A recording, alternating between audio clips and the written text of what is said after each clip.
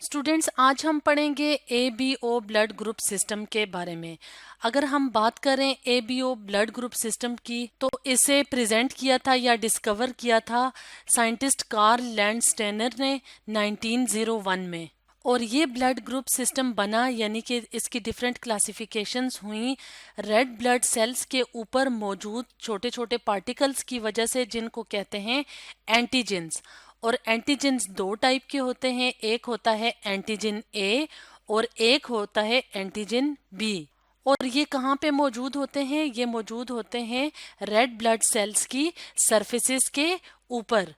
और एंटीजेंस आमतौर पे प्रोटीन्स होती हैं जो कि रेड ब्लड सेल्स की सरफेसेस के ऊपर होती हैं। इसके अलावा ये वायरसेस, फंजाई और बैक्टीरिया की सेल सरफेसेस पे भी पाई जाती हैं। इसके अलावा कुछ टॉक्सिन्स, केमिकल्स, ड्रग्स या फॉरेन पार्टिकल्स को भी एंटीजन कहा जाता है। और एंटीजन वो सब्सटेंसेस हैं जिसकी वजह से इम्यूनिटी सिस्टम, यानी जो दिफाई सिस्टम होता है इंसान की बॉडी का, वो स्टिमुलेट होता है, यानी कि वो एक्टिवेट हो जाता है। और एंटीजन ए और बी की प्रेजेंस और एब्सेंस की बेसिस पे ब्लड ग्रुप को डिवाइड किया जाता है।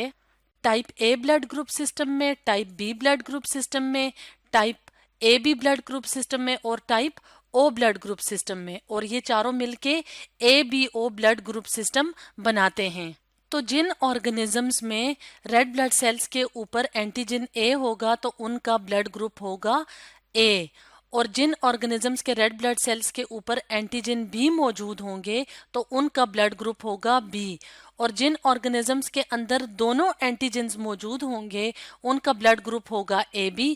और जिन ऑर्गेनिजम्स के अंदर ना ए एंटीजन मौजूद होगा ना बी एंटीजन मौजूद होगा तो उनका ब्लड ग्रुप होगा O। तो ये तो थे एंटीजेंस ए और बी, जिनकी बेसिस पे ब्लड ग्रुप सिस्टम को हम ABO ब्लड ग्रुप सिस्टम में क्लासिफाई करते हैं। तो अगर हम बात करें एंटीजेंस की, जैसे कि वीडियो के स्टार्ट में हमने बताया कि एंटीजेंस का क्या काम होता है। एंटीजेंस बॉडी के अंदर इम्यून रिस्पॉन्स को स्टिमुलेट करते हैं, यानी कि एक्टिवेट करते हैं। और क्या चीज प्रोड्यूस होती है? Antibodies.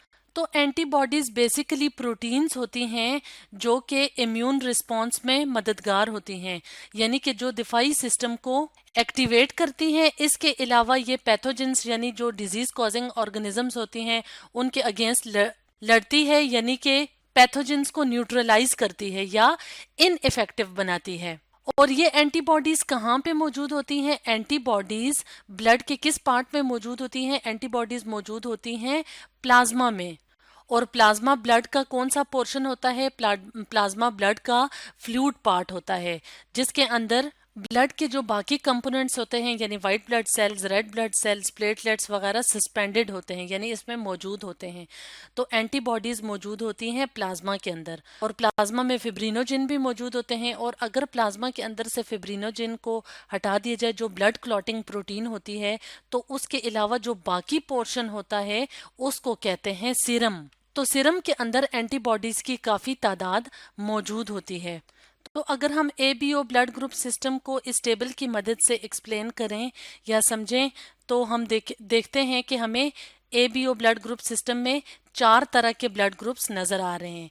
Blood group A, blood group B, blood group AB और ब्लड ग्रुप O। तो अगर हम यहाँ पे देखें तो रेड ब्लड सेल्स के ऊपर एंटीजेंस अटैच हैं और इस ग्रुप में एंटीजेंस मौजूद नहीं हैं।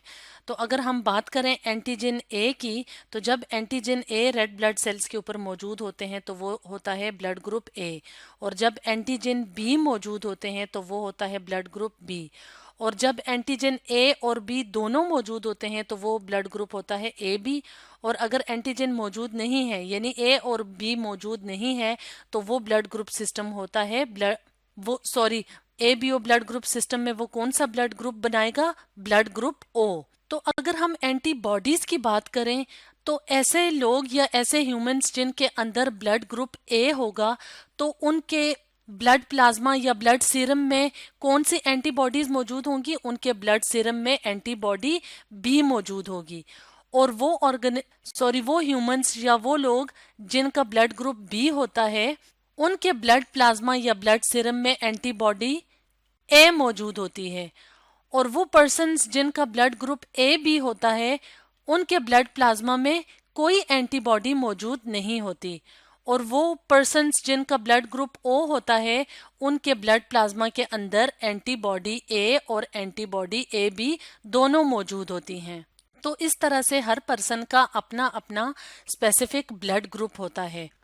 تو اس لیے کسی ایمرجنسی کی صورت میں یا کسی ڈیزیز کی صورت میں جب پرسنس کو بلڈ ٹرانسفیوز کیا جاتا ہے یعنی کہ بلڈ دیا جاتا ہے تو اس کا بہت خیال رکھنا چاہیے کہ پیشنٹ کا بلڈ گروپ کیا ہے۔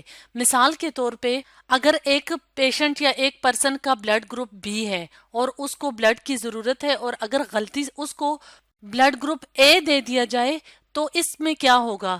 تو کیا ہوگا کہ اس پرسن کے جو بلڈ پلازما کے اندر جو اینٹی باڈیز اے ہیں وہ ایکٹیویٹ ہو جائیں گی، اور وہ کیا کریں گی؟ وہ ان کمنگ بلڈ جو کہ یہاں سے آ رہا ہے یعنی کہ بلڈ گروپ اے آ رہا ہے، تو اس کی سرفیس کے اوپر کون سے اینٹیجن موجود ہیں؟ اینٹیجن اے۔